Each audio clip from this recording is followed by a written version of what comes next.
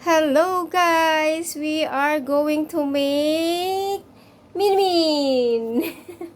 Fry rice noodles. So, ito yung mga ingredients. Ito lang yung lunch namin ng aking alaga. So, ipa-fry lang po natin siya ng mabilisan lang.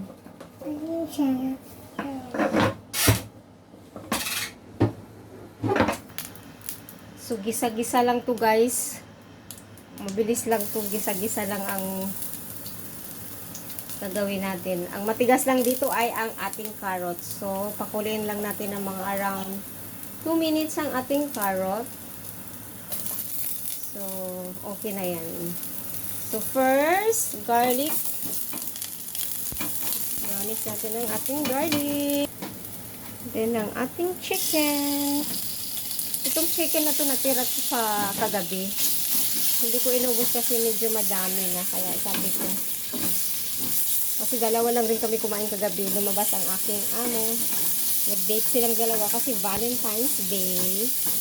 So, lutuin natin ating chicken. And then, isunod natin ang ating carrot. Timplahan natin siya ng a little soy sauce or oyster sauce. Then, pakuluin natin ng mabilisan lang. 1 minute lang.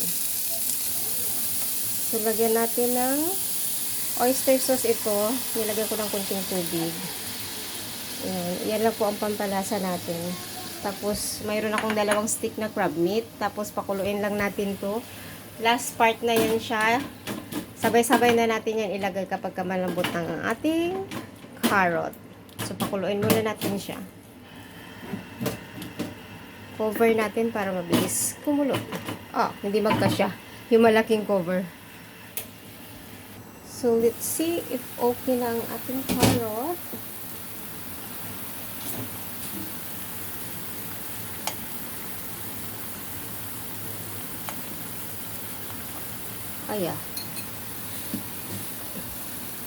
Titikman ko muna kung malambot na siya.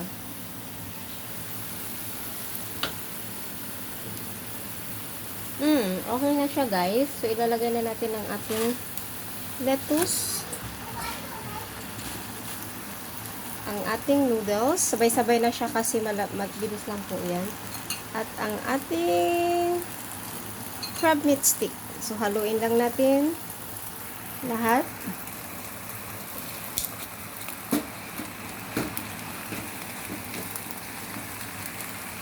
Haluin ko lang siya. So, ayan, nahalo ko na siya.